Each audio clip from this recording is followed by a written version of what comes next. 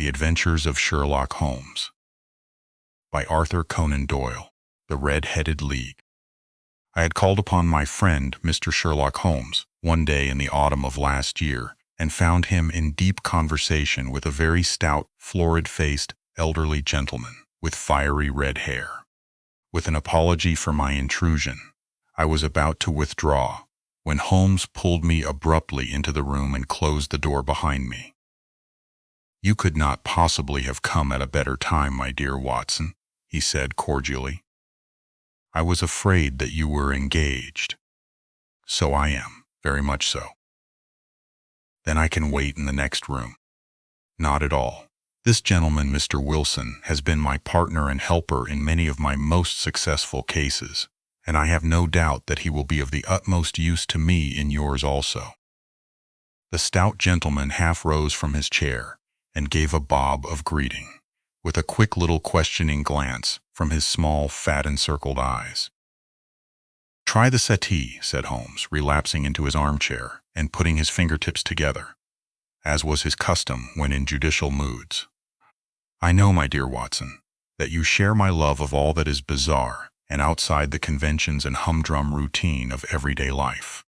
You have shown your relish for it by the enthusiasm which has prompted you to chronicle, and, if you will excuse my saying so, somewhat to embellish so many of my own little adventures. Your cases have indeed been of the greatest interest to me," I observed. "You will remember that," I remarked the other day, just before we went into the very simple problem presented by Miss Mary Sutherland, that for strange effects and extraordinary combinations we must go to life itself, which is always far more daring than any effort of the imagination. A proposition which I took the liberty of doubting. You did, Doctor. But none the less you must come round to my view, for otherwise I shall keep on piling fact upon fact on you until your reason breaks down under them and acknowledges me to be right. Now, Mr. Jabez Wilson here has been good enough to call upon me this morning and to begin a narrative which promises to be one of the most singular which I have listened to for some time. You have heard me remark that the strangest and most unique things are very often connected, not with the larger, but with the smaller crimes, and occasionally, indeed, where there is room for doubt whether any positive crime has been committed. As far as I have heard, it is impossible for me to say whether the present case is an instance of crime or not, but the course of events is certainly among the most singular that I have ever listened to. Perhaps, Mr. Wilson, you would have the great kindness to recommence your narrative. I ask you, not merely because my friend Dr. Watson has not heard the opening part, but also because the peculiar nature of the story makes me anxious to have every possible detail from your lips. As a rule, when I have heard some slight indication of the course of events, I am able to guide myself by the thousands of other similar cases which occur to my memory. In the present instance, I am forced to admit that the facts are, to the best of my belief, unique. The portly client puffed out his chest with an appearance of some little pride and pulled a dirty and wrinkled newspaper from the inside pocket of his greatcoat. As he glanced down the advertisement column, with his head thrust forward and the paper flattened out upon his knee, I took a good look at the man and endeavored, after the fashion of my companion, to read the indications which might be presented by his dress or appearance. I did not gain very much, however, by my inspection. Our visitor bore every mark of being an average commonplace British tradesman, obese, pompous, and slow. He wore rather baggy gray shepherd's check trousers, a not over-clean black frock coat, unbuttoned in the front, and a drab waistcoat with a heavy brassy Albert chain and a square, pierced bit of metal dangling down as an ornament. A frayed top hat and a faded brown overcoat with a wrinkled velvet collar lay upon a chair beside him. Altogether, look as I would, there was nothing remarkable about the man save his blazing red head and the expression of extreme chagrin and discontent upon his features. Sherlock Holmes' quick eye took in my occupation, and he shook his head with a smile as he noticed my questioning glances. Beyond the obvious facts that he has at some time done manual labor, that he takes snuff, that he is a Freemason, that he has been in China, and that he has done a considerable amount of writing lately, I can deduce nothing else. Mr. Jabez Wilson started up in his chair with his forefinger upon the paper, but his eyes upon my companion. "How, in the name of good fortune, did you know all that, Mr. Holmes?" he asked. "How did you know, for example, that I did manual labor? It's as true as gospel, for I began as a ship's carpenter." "Your hands, my dear sir. Your right hand is quite a size larger than your left. You have worked with it, and the muscles are more developed." "Well, the snuff, then, and the Freemasonry?" "I won't insult your intelligence by telling you how I read that, especially as, rather against the strict rules of your order, you use an arc and compass breastpin." "Ah, of course, I forgot that. But the writing? What else can be indicated by that right cuff so very shiny for 5 inches, and the left one with the smooth patch near the elbow where you rested upon the desk?" "Well, but China? The fish that you have tattooed immediately above your right wrist could only have been done in China. I have made a small study of tattoo marks and have even contributed to the literature of the subject. That trick of staining the fish's scales of a delicate pink is quite peculiar to China. When, in addition, I see a Chinese coin hanging from your watch chain, the matter becomes even more simple." Mr. Jabez Wilson laughed heavily. "Well, I never," said he. "I thought at first that you had done something clever, but I see that there was nothing in it after all." "I begin to think, Watson," said Holmes, "that I make a mistake in explaining. Omni ignotum pro magnifico, you know, and my poor little reputation, such as it is, will suffer shipwreck if I am so candid. Can you not find the advertisement, Mr. Wilson?" "Yes, I have got it now," he answered, with his thick red finger planted halfway down the column. "Here it is. This is what began it all. You just read it for yourself, sir." I took the paper from him and read as follows. "To the Red-Headed League. On account of the bequest of the late Ezekiah Hopkins, of Lebanon, Pennsylvania, USA, there is now another vacancy open which entitles a member of the League to a salary of £4 a week for purely nominal services. All red-headed men who are sound in body and mind and above the age of 21 years are eligible. Apply in person on Monday at 11 o'clock to Duncan Ross at the offices of the League, 7 Pope's Court, Fleet Street." "What on earth does this mean?" I ejaculated, after I had twice read over the extraordinary announcement.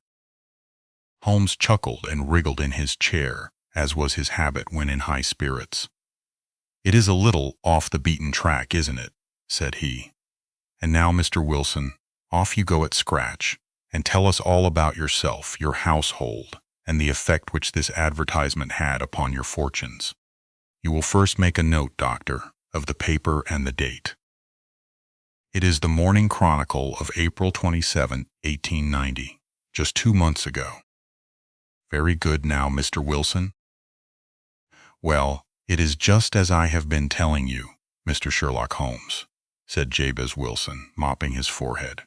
"I have a small pawnbroker's business at Coburg Square, near the city. It's not a very large affair, and of late years it has not done more than just give me a living. I used to be able to keep 2 assistants, but now I only keep 1, and I would have a job to pay him, but that he is willing to come for half wages, so as to learn the business." "What is the name of this obliging youth?" asked Sherlock Holmes. "His name is Vincent Spaulding, and he's not such a youth either. It's hard to say his age. I should not wish a smarter assistant, Mr. Holmes, and I know very well that he could better himself and earn twice what I am able to give him. But, after all, if he is satisfied, why should I put ideas in his head?" "Why, indeed? You seem most fortunate in having an employee who comes under the full market price. It is not a common experience among employers in this age. I don't know that your assistant is not as remarkable as your advertisement." "Oh, he has his faults too," said Mr. Wilson. "Never was such a fellow for photography, snapping away with a camera when he ought to be improving his mind, and then diving down into the cellar like a rabbit into its hole to develop his pictures. That is his main fault, but on the whole he's a good worker. There's no vice in him." "He is still with you, I presume?" "Yes, sir. He and a girl of 14, who does a bit of simple cooking and keeps the place clean. That's all I have in the house, for I am a widower and never had any family. We live very quietly, sir, the three of us, and we keep a roof over our heads and pay our debts if we do nothing more. The first thing that put us out was that advertisement. Spaulding, he came down into the office just this day 8 weeks, with this very paper in his hand, and he says, 'I wish to the Lord, Mr. Wilson, that I was a red-headed man.' 'Why that?' I asks. 'Why,' says he, 'here's another vacancy on the League of the Red-Headed Men. It's worth quite a little fortune to any man who gets it, and I understand that there are more vacancies than there are men, so that the trustees are at their wits' end what to do with the money. If my hair would only change color, here's a nice little crib all ready for me to step into.' 'Why, what is it then?' I asked. 'You see, Mr. Holmes, I am a very stay-at-home man, and as my business came to me, instead of my having to go to it, I was often weeks on end without putting my foot over the doormat. In that way, I didn't know much of what was going on outside, and I was always glad of a bit of news.' 'Have you never heard of the League of the Red-Headed Men?' he asked with his eyes open. 'Never.' 'Why, I wonder at that, for you are eligible yourself for one of the vacancies.' 'And what are they worth?' I asked. 'Oh, merely a couple of hundred a year, but the work is slight, and it need not interfere very much with one's other occupations.' Well, you can easily think that that made me prick up my ears, for the business has not been over good for some years, and an extra couple of hundred would have been very handy. 'Tell me all about it,' said I. 'Well,' said he, showing me the advertisement, 'you can see for yourself that the League has a vacancy, and there is the address where you should apply for particulars. As far as I can make out, the League was founded by an American millionaire, Ezekiah Hopkins, who was very peculiar in his ways. He was himself red-headed, and he had a great sympathy for all red-headed men. So, when he died, it was found that he had left his enormous fortune in the hands of trustees, with instructions to apply the interest to the providing of easy berths to men whose hair is of that color. From all I hear, it is splendid pay and very little to do.' 'But,' said I, 'there would be millions of red-headed men who would apply.' 'Not so many as you might think,' he answered. 'You see, it is really confined to Londoners and to grown men. This American had started from London when he was young, and he wanted to do the old town a good turn. Then again, I have heard it is no use your applying, if your hair is light red, or dark red, or anything but real bright, blazing, fiery red. Now, if you cared to apply, Mr. Wilson, you would just walk in. But perhaps it would hardly be worth your while to put yourself out of the way for the sake of a few £100. Now it is a fact, gentlemen, as you may see for yourselves, that my hair is of a very full and rich tint, so that it seemed to me that if there was to be any competition in the matter, I stood as good a chance as any man that I had ever met. Vincent Spaulding seemed to know so much about it that I thought he might prove useful, so I just ordered him to put up the shutters for the day, and to come right away with me. He was very willing to have a holiday, so we shut the business up and started off for the address that was given us in the advertisement. I never hope to see such a sight as that again, Mr. Holmes. From north, south, east, and west, every man who had a shade of red in his hair had tramped into the city to answer the advertisement. Fleet Street was choked with red-headed folk, and Pope's Court looked like a coster's orange barrow. I should not have thought there were so many in the whole country as were brought together by that single advertisement. Every shade of color they were: straw, lemon, orange, brick, Irish setter, liver, clay. But, as Spaulding said, there were not many who had the real vivid flame-colored tint. When I saw how many were waiting, I would have given it up in despair. But Spaulding would not hear of it. How he did it, I could not imagine. But he pushed and pulled and butted until he got me through the crowd, and right up to the steps which led to the office. There was a double stream upon the stair, some going up in hope, and some coming back dejected. But we wedged in as well as we could, and soon found ourselves in the office.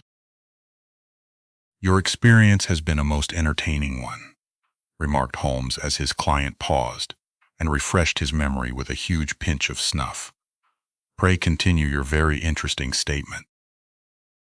There was nothing in the office but a couple of wooden chairs and a deal table, behind which sat a small man with a head that was even redder than mine.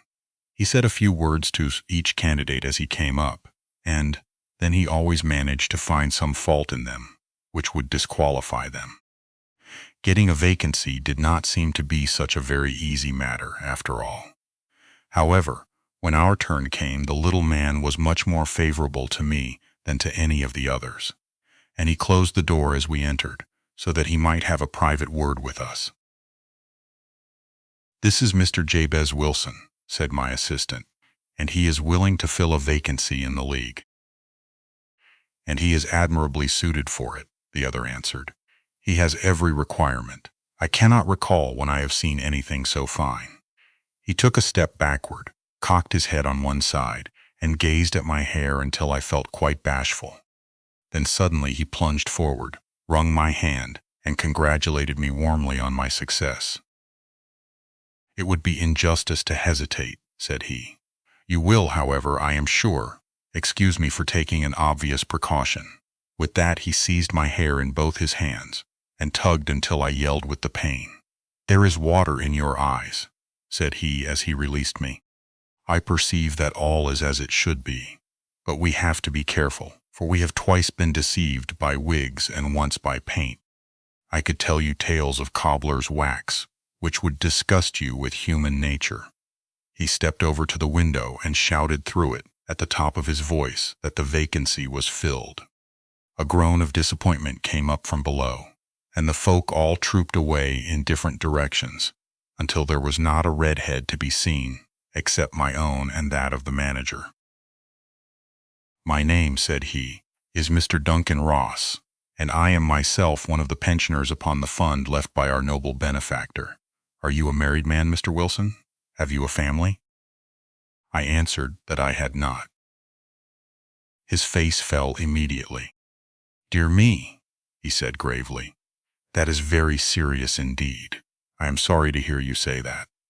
The fund was, of course, for the propagation and spread of the redheads, as well as for their maintenance. It is exceedingly unfortunate that you should be a bachelor." My face lengthened at this, Mr. Holmes, for I thought that I was not to have the vacancy after all, but after thinking it over for a few minutes, he said that it would be all right. "In the case of another," said he, "the objection might be fatal, but we must stretch a point in favor of a man with such a head of hair as yours. When shall you be able to enter upon your new duties?"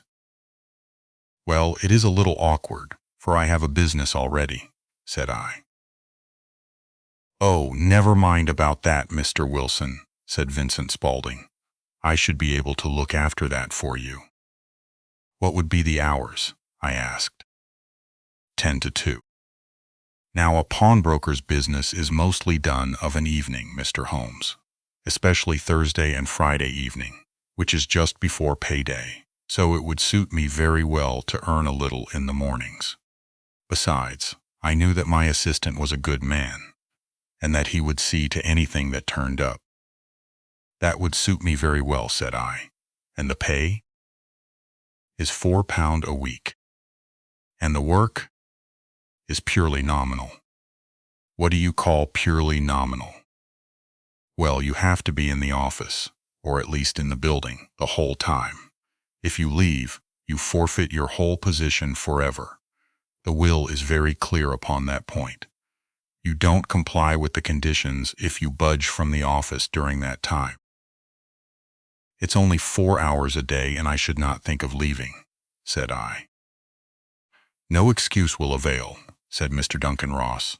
Neither sickness nor business nor anything else. There you must stay, or you lose your billet. And the work is to copy out the Encyclopedia Britannica. There is the first volume of it in that press. You must find your own ink, pens, and blotting paper. But we provide this table and chair. Will you be ready tomorrow? Certainly, I answered.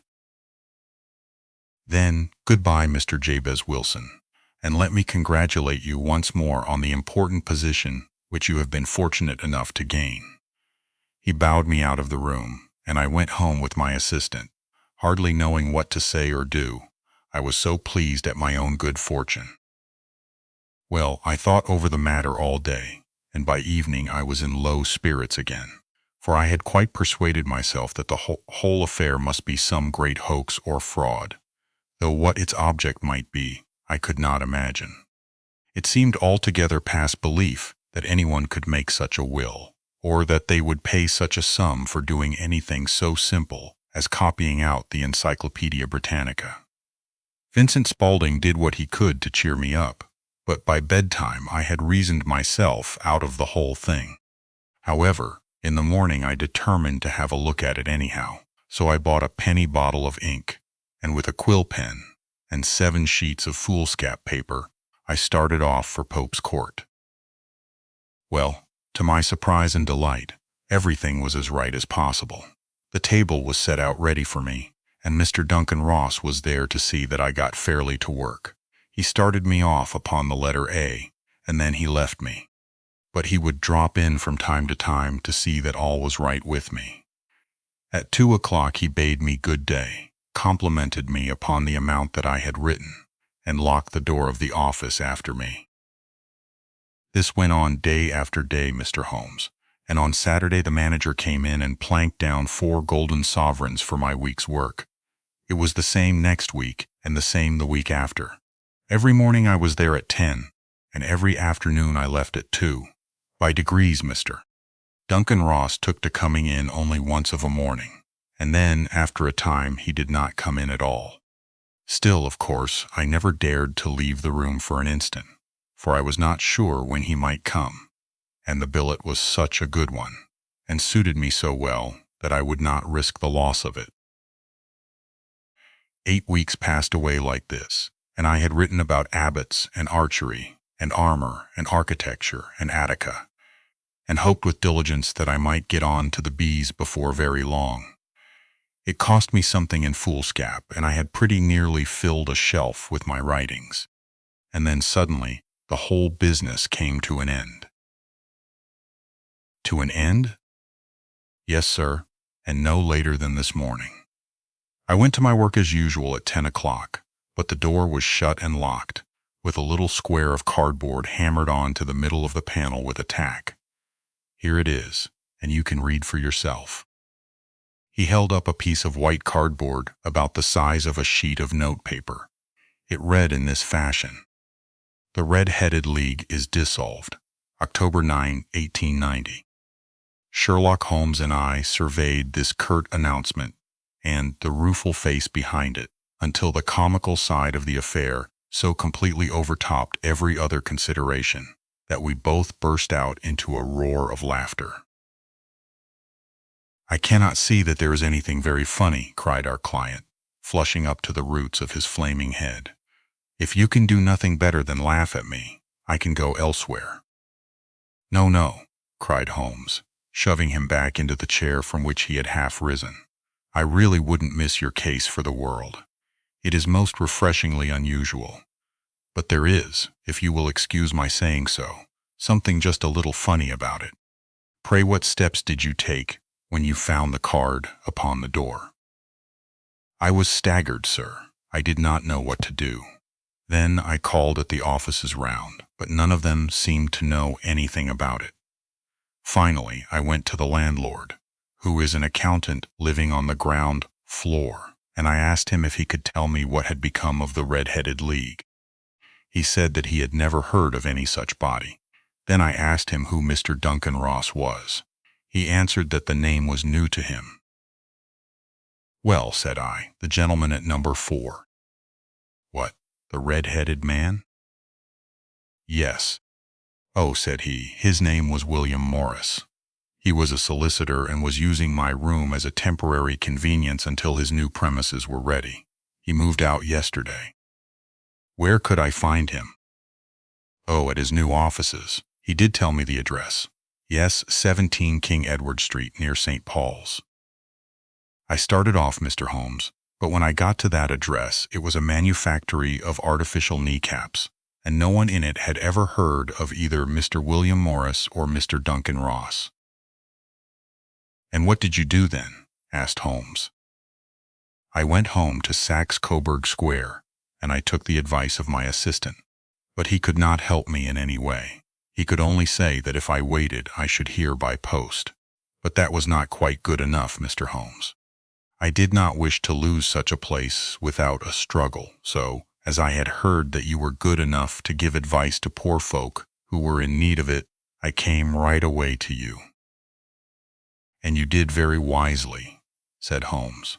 "Your case is an exceedingly remarkable one, and I shall be happy to look into it. From what you have told me, I think that it is possible that graver issues hang from it than might at first sight appear." "Grave enough," said Mr. Jabez Wilson. "Why, I have lost £4 a week." "As far as you are personally concerned," remarked Holmes, "I do not see that you have any grievance against this extraordinary league. On the contrary, you are, as I understand, richer by some £30, to say nothing of the minute knowledge which you have gained on every subject which comes under the letter A. You have lost nothing by them." "No, sir. But I want to find out about them, and who they are, and what their object was in playing this prank. If it was a prank upon me, it was a pretty expensive joke for them, for it cost them £32. We shall endeavor to clear up these points for you. And first, 1 or 2 questions, Mr. Wilson. This assistant of yours, who first called your attention to the advertisement, how long had he been with you?" "About a month then." "How did he come?" "In answer to an advertisement." "Was he the only applicant?" "No, I had a dozen." "Why did you pick him?" "Because he was handy and would come cheap." "At half wages, in fact." "Yes." "What is he like, this Vincent Spaulding?" "Small, stout-built, very quick in his ways, no hair on his face, though he's not short of 30. Has a white splash of acid upon his forehead." Holmes sat up in his chair in considerable excitement. "I thought as much," said he. "Have you ever observed that his ears are pierced for earrings?" "Yes, sir. He told me that a gypsy had done it for him when he was a lad." "Hum," said Holmes, sinking back in deep thought. "He is still with you?" "Oh, yes, sir. I have only just left him." "And has your business been attended to in your absence?" "Nothing to complain of, sir. There's never very much to do of a morning." "That will do, Mr. Wilson. I shall be happy to give you an opinion upon the subject in the course of a day or 2. Today is Saturday, and I hope that by Monday we may come to a conclusion." "Well, Watson," said Holmes when our visitor had left us, "what do you make of it all?" "I make nothing of it," I answered frankly. "It is a most mysterious business." "As a rule," said Holmes, "the more bizarre a thing is, the less mysterious it proves to be. It is your commonplace, featureless crimes which are really puzzling, just as a commonplace face is the most difficult to identify. But I must be prompt over this matter." "What are you going to do then?" I asked. "To smoke," he answered. "It is quite a 3-pipe problem, and I beg that you won't speak to me for 50 minutes. He curled himself up in his chair, with his thin knees drawn up to his hawk-like nose, and there he sat, with his eyes closed and his black clay pipe thrusting out like the bill of some strange bird. I had come to the conclusion that he had dropped asleep, and indeed was nodding myself, when he suddenly sprang out of his chair, with the gesture of a man who has made up his mind, and put his pipe down upon the mantelpiece. "Sarasate plays at the St. James's Hall this afternoon," he remarked. "What do you think, Watson? Could your patient spare you for a few hours?" "I have nothing to do today. My practice is never very absorbing." "Then put on your hat and come. I am going through the city first, and we can have some lunch on the way. I observe that there is a good deal of German music on the program, which is rather more to my taste than Italian or French. It is introspective, and I want to introspect. Come along." We traveled by the underground as far as Aldersgate, and a short walk took us to Saxe-Coburg Square, the scene of the singular story which we had listened to in the morning. It was a poky, little shabby genteel place, where 4 lines of dingy 2-storied brick houses looked out into a small railed-in enclosure, where a lawn of weedy grass and a few clumps of faded laurel bushes made a hard fight against a smoke-laden and uncongenial atmosphere.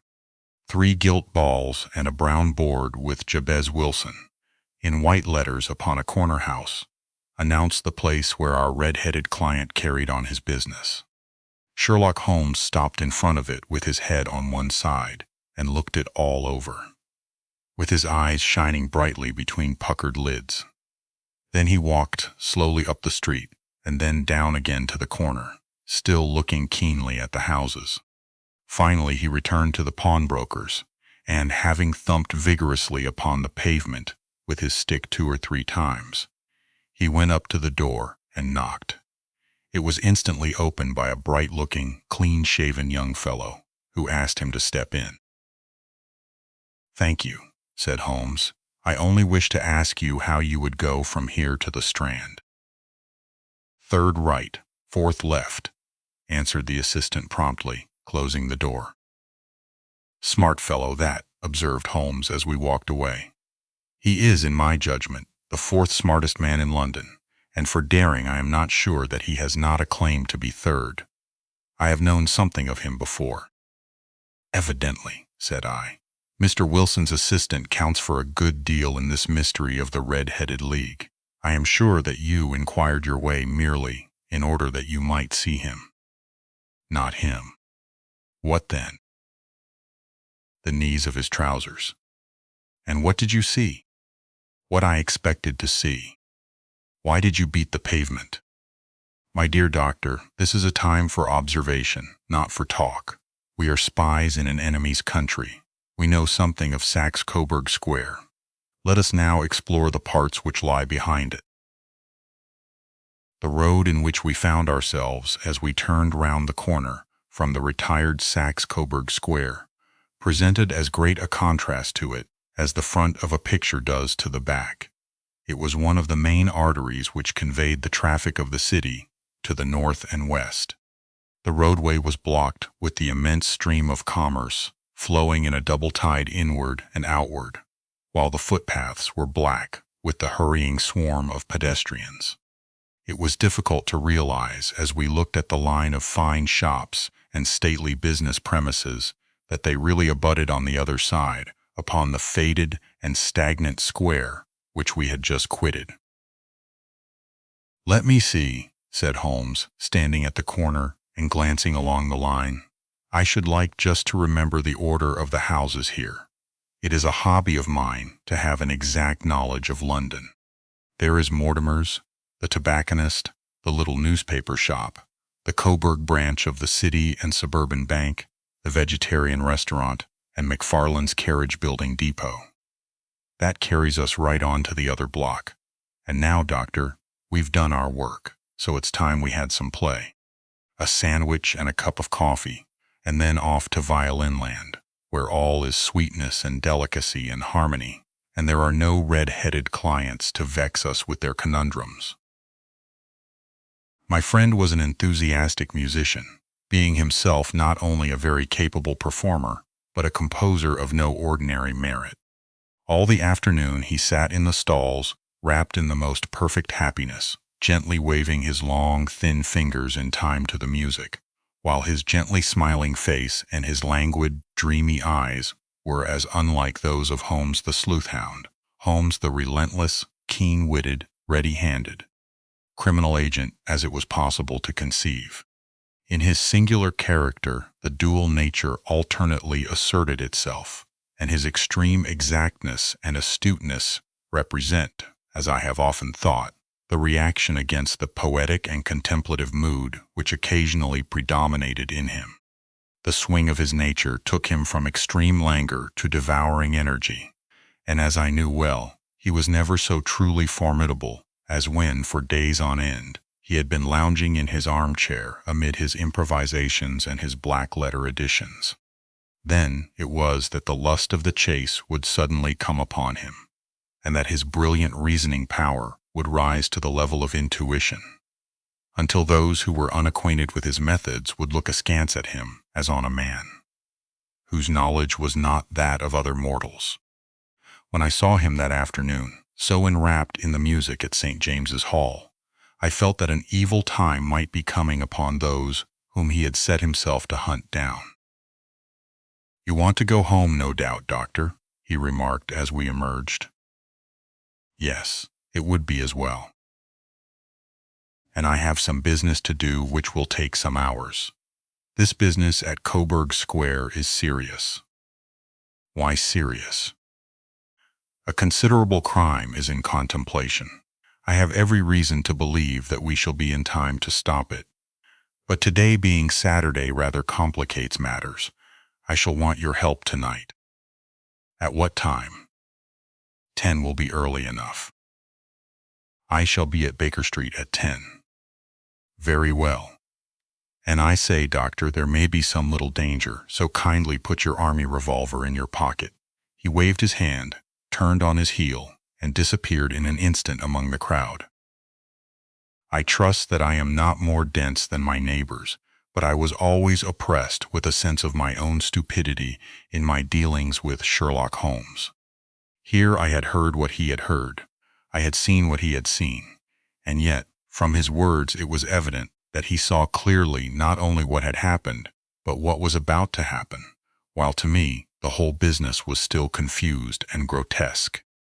As I drove home to my house in Kensington, I thought over it all, from the extraordinary story of the red-headed copier of the encyclopedia down to the visit to Saxe Coburg Square, and the ominous words with which he had parted from me. What was this nocturnal expedition, and why should I go armed? Where were we going, and what were we to do? I had the hint from Holmes that this smooth-faced pawnbroker's assistant was a formidable man, a man who might play a deep game. I tried to puzzle it out, but gave it up in despair and set the matter aside until night should bring an explanation. It was 9:15 when I started from home and made my way across the park, and so through Oxford Street to Baker Street. 2 hansoms were standing at the door, and as I entered the passage, I heard the sound of voices from above. On entering his room, I found Holmes in animated conversation with 2 men, one of whom I recognized as Peter Jones, the official police agent, while the other was a long, thin, sad-faced man, with a very shiny hat and oppressively respectable frock coat. "Ha! Our party is complete," said Holmes, buttoning up his pea-jacket and taking his heavy hunting crop from the rack. "Watson, I think you know Mr. Jones of Scotland Yard. Let me introduce you to Mr. Merriweather, who is to be our companion in tonight's adventure." "We're hunting in couples again, Doctor, you see," said Jones in his consequential way. "Our friend here is a wonderful man for starting a chase. All he wants is an old dog to help him to do the running down." "I hope a wild goose may not prove to be the end of our chase," observed Mr. Merriweather gloomily. "You may place considerable confidence in Mr. Holmes, sir," said the police agent loftily. "He has his own little methods, which are, if he won't mind my saying so, just a little too theoretical and fantastic, but he has the makings of a detective in him. It is not too much to say that, once or twice, as in that business of the Sholto murder and the Agra treasure, he has been more nearly correct than the official force." "Oh, if you say so, Mr. Jones, it is all right," said the stranger with deference. "Still, I confess that I miss my rubber. It is the first Saturday night for 27 years that I have not had my rubber." "I think you will find," said Sherlock Holmes, "that you will play for a higher stake tonight than you have ever done yet, and that the play will be more exciting. For you, Mr. Merryweather, the stake will be some £30,000, and for you, Jones, it will be the man upon whom you wish to lay your hands. John Clay, the murderer, thief, smasher, and forger. He's a young man, Mr. Merryweather, but he is at the head of his profession, and I would rather have my bracelets on him than on any criminal in London. He's a remarkable man, is young John Clay. His grandfather was a royal duke, and he himself has been to Eton and Oxford. His brain is as cunning as his fingers, and though we meet signs of him at every turn, we never know where to find the man himself. He'll crack a crib in Scotland one week and be raising money to build an orphanage in Cornwall the next. I've been on his track for years and have never set eyes on him yet. I hope that I may have the pleasure of introducing you tonight. I've had one or two little turns also with Mr. John Clay, and I agree with you that he is at the head of his profession. It is past 10, however, and quite time that we started. If you two will take the first hansom, Watson and I will follow in the second." Sherlock Holmes was not very communicative during the long drive, and lay back in the cab, humming the tunes which he had heard in the afternoon. We rattled through an endless labyrinth of gas-lit streets until we emerged into Farrington Street. "We are close there now," my friend remarked. "This fellow Merryweather is a bank director and personally interested in the matter. I thought it as well to have Jones with us also. He is not a bad fellow, though an absolute imbecile in his profession. He has one positive virtue. He is as brave as a bulldog and as tenacious as a lobster if he gets his claws upon anyone. Here we are, and they are waiting for us." We had reached the same crowded thoroughfare in which we had found ourselves in the morning. Our cabs were dismissed, and, following the guidance of Mr. Merryweather, we passed down a narrow passage and through a side door, which he opened for us. Within there was a small corridor, which ended in a very massive iron gate. This also was opened, and led down a flight of winding stone steps, which terminated at another formidable gate. Mr. Merryweather stopped to light a lantern, and then conducted us down a dark, earth-smelling passage, and so, after opening a third door, into a huge vault or cellar, which was piled all round with crates and massive boxes. "You are not very vulnerable from above," Holmes remarked as he held up the lantern and gazed about him. "Nor from below," said Mr. Merryweather, striking his stick upon the flags which lined the floor. "Why, dear me, it sounds quite hollow," he remarked, looking up in surprise. "I must really ask you to be a little more quiet," said Holmes severely. "You have already imperiled the whole success of our expedition. Might I beg that you would have the goodness to sit down upon one of those boxes, and not to interfere?" The solemn Mr. Merryweather perched himself upon a crate, with a very injured expression upon his face, while Holmes fell upon his knees upon the floor, and, with the lantern and a magnifying lens, began to examine minutely the cracks between the stones. A few seconds sufficed to satisfy him, for he sprang to his feet again and put his glass in his pocket. "We have at least an hour before us," he remarked, "for they can hardly take any steps until the good pawnbroker is safely in bed. Then they will not lose a minute, for the sooner they do their work, the longer time they will have for their escape. We are at present, Doctor, as no doubt you have divined, in the cellar of the city branch of one of the principal London banks. Mr. Merryweather is the chairman of directors, and he will explain to you that there are reasons why the more daring criminals of London should take a considerable interest in this cellar at present." "It is our French gold," whispered the director. We have had several warnings that an attempt might be made upon it. Your French gold? Yes. We had occasion some months ago to strengthen our resources and borrowed for that purpose 30,000 Napoleons from the Bank of France. It has become known that we have never had occasion to unpack the money and that it is still lying in our cellar.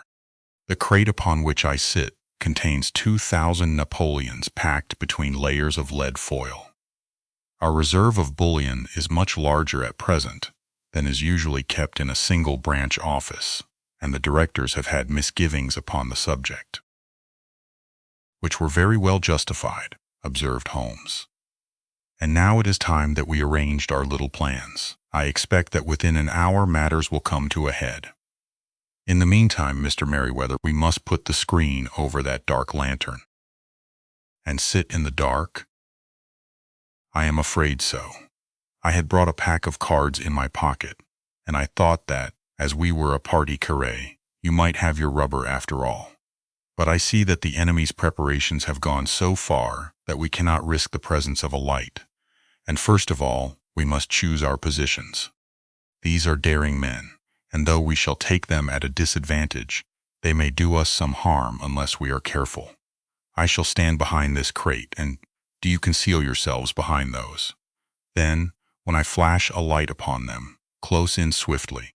If they fire, Watson, have no compunction about shooting them down. I placed my revolver, cocked, upon the top of the wooden case behind which I crouched. Holmes shot the slide across the front of his lantern and left us in pitch darkness, such an absolute darkness as I have never before experienced. The smell of hot metal remained to assure us that the light was still there, ready to flash out at a moment's notice. To me, with my nerves worked up to a pitch of expectancy, there was something depressing and subduing in the sudden gloom, and in the cold, dank air of the vault. "They have but one retreat," whispered Holmes. "That is back through the house into Saxe-Coburg Square. I hope that you have done what I asked you, Jones." "I have an inspector and 2 officers waiting at the front door." "Then we have stopped all the holes, and now we must be silent and wait." What a time it seemed! From comparing notes afterwards, it was but an hour and a quarter, yet it appeared to me that the night must have almost gone, and the dawn be breaking above us. My limbs were weary and stiff, for I feared to change my position. Yet my nerves were worked up to the highest pitch of tension, and my hearing was so acute that I could not only hear the gentle breathing of my companions, but I could distinguish the deeper, heavier in-breath of the bulky Jones from the thin sighing note of the bank director. From my position I could look over the case in the direction of the floor. Suddenly my eyes caught the glint of a light. At first it was but a lurid spark upon the stone pavement. Then it lengthened out until it became a yellow line, and then, without any warning or sound, a gash seemed to open and a hand appeared, a white, almost womanly hand, which felt about in the center of the little area of light. For a minute or more the hand, with its writhing fingers, protruded out of the floor. Then it was withdrawn as suddenly as it appeared, and all was dark again save the single lurid spark which marked a chink between the stones. Its disappearance, however, was but momentary. With a rending, tearing sound, one of the broad white stones turned over upon its side and left a square, gaping hole, through which streamed the light of a lantern. Over the edge there peeped a clean-cut, boyish face, which looked keenly about it, and then, with a hand on either side of the aperture, drew itself shoulder-high and waist-high, until one knee rested upon the edge. In another instant he stood at the side of the hole, and was hauling after him a companion, lithe and small like himself, with a pale face and a shock of very red hair. "It's all clear," he whispered. "Have you the chisel and the bags? Great Scott! Jump, Archie, jump, and I'll swing for it." Sherlock Holmes had sprung out and seized the intruder by the collar. The other dived down the hole, and I heard the sound of rending cloth as Jones clutched at his skirts. The light flashed upon the barrel of a revolver, but Holmes' hunting crop came down on the man's wrist, and the pistol clinked upon the stone floor. "It's no use, John Clay," said Holmes blandly. "You have no chance at all." "So I see," the other answered with the utmost coolness. "I fancy that my pal is all right, though I see you have got his coat-tails." "There are 3 men waiting for him at the door," said Holmes. "Oh, indeed. You seem to have done the thing very completely. I must compliment you." "And I you," Holmes answered. "Your red-headed idea was very new and effective." "You'll see your pal again presently," said Jones. "He's quicker at climbing down holes than I am. Just hold out while I fix the derbies." "I beg that you will not touch me with your filthy hands," remarked our prisoner, as the handcuffs clattered upon his wrists. "You may not be aware that I have royal blood in my veins. Have the goodness also, when you address me, always to say 'sir' and 'please.'" "All right," said Jones with a stare and a snigger. "Well, would you please, sir, march upstairs, where we can get a cab to carry your highness to the police station?"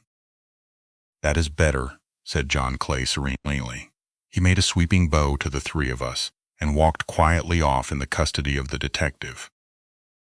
"Really, Mr. Holmes," said Mr. Merriweather as we followed them from the cellar, "I do not know how the bank can thank you or repay you. There is no doubt that you have detected and defeated in the most complete manner one of the most determined attempts at bank robbery that have ever come within my experience. I have had 1 or 2 little scores of my own to settle with Mr. John Clay," said Holmes. "I have been at some small expense over this matter, which I shall expect the bank to refund, but beyond that I am amply repaid by having had an experience which is in many ways unique, and by hearing the very remarkable narrative of the Red-Headed League.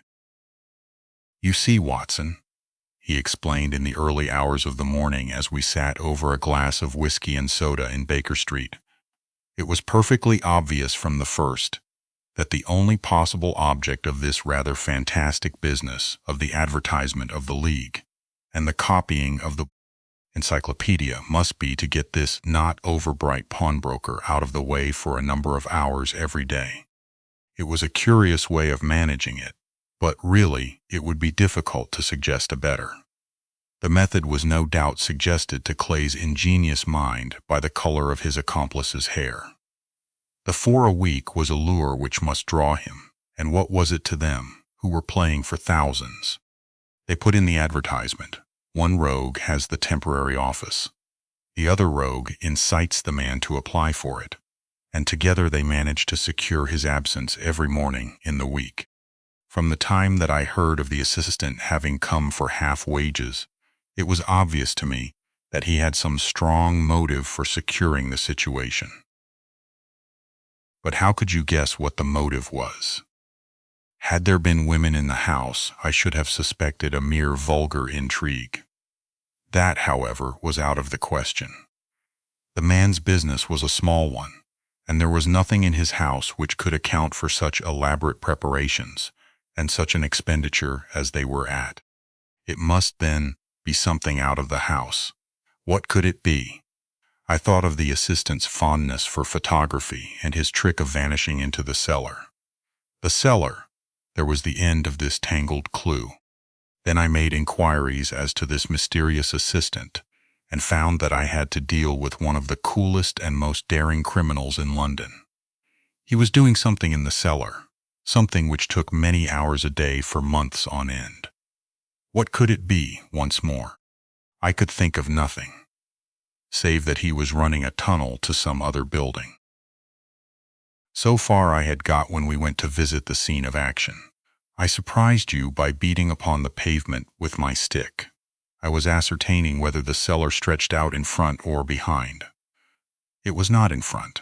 Then I rang the bell, and, as I hoped, the assistant answered it. We have had some skirmishes, but we had never set eyes upon each other before. I hardly looked at his face. His knees were what I wished to see. You must yourself have remarked how worn, wrinkled, and stained they were. They spoke of those hours of burrowing. The only remaining point was what they were burrowing for. I walked round the corner, saw the City and Suburban Bank abutted on our friend's premises, and felt that I had solved my problem. When you drove home after the concert, I called upon Scotland Yard and upon the chairman of the bank directors, with the result that you have seen. And how could you tell that they would make their attempt tonight? I asked. Well, when they closed their league offices, that was a sign that they cared no longer about Mr. Jabez Wilson's presence. In other words, that they had completed their tunnel, but it was essential that they should use it soon, as it might be discovered, or the bullion might be removed. Saturday would suit them better than any other day, as it would give them 2 days for their escape. For all these reasons, I expected them to come tonight. You reasoned it out beautifully, I exclaimed in unfeigned admiration. It is so long a chain, and yet every link rings true. It saved me from ennui, he answered, yawning. Alas, I already feel it closing in upon me. My life is spent in one long effort to escape from the commonplaces of existence. These little problems help me to do so. And you are a benefactor of the race, said I. He shrugged his shoulders. Well, perhaps, after all, it is of some little use, he remarked. L'homme c'est rien, l'œuvre c'est tout, as Gustave Flaubert wrote to George Sand. The end.